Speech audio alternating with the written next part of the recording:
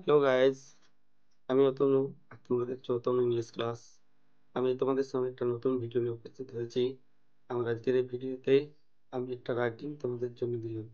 তো চলো, ভিডিওটি যদি ভালো লাগে তাহলে অবশ্যই চ্যানেলটিকে সাবস্ক্রাইব করবে, লাইক করবে আর কমেন্ট করে জানাবে।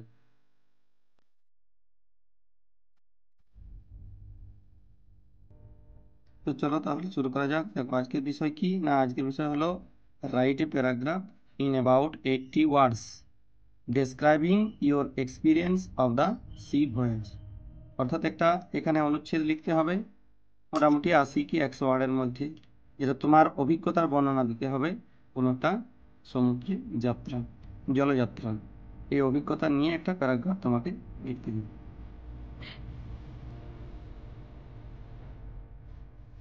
দেখো তাহলে কি না, মাই experience of A C voice, যেটা তোমাকে একটা হেডলাইন করতে হবে যে কি না, মাই experience of A C voice, আমার অভিজ্ঞতা একটা সমুদ্র যাত্রা।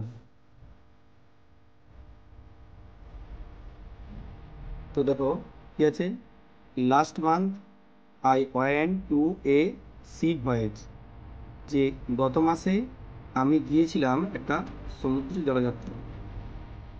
ইট ওয়াজ এ মুনলিট নাইট, এটা ছিল একটা চন্দ্রা আলোকিত রাত্রি।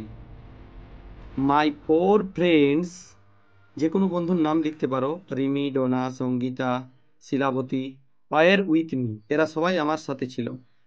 ইট was an open vast sea, এটা ছিল একটা বেশ প্রকাণ্ড ফাঁকা সমুদ্র। We went to the middle of the sea, আমরা একেবারে সমুদ্রের মাঝ অবধি গিয়েছিলাম। The sea waves were rising all around us, সমুদ্রের ওই ঢেউগুলো আমাদের চারপাশে উঠে আসছিল।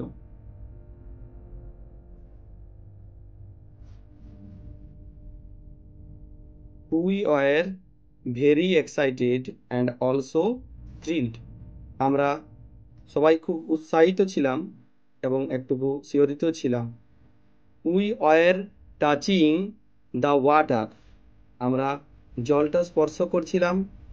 আওয়ার বোট ওয়াজ ট্র্যাম্বেল, আমাদের বোটটাও কাঁপছিল।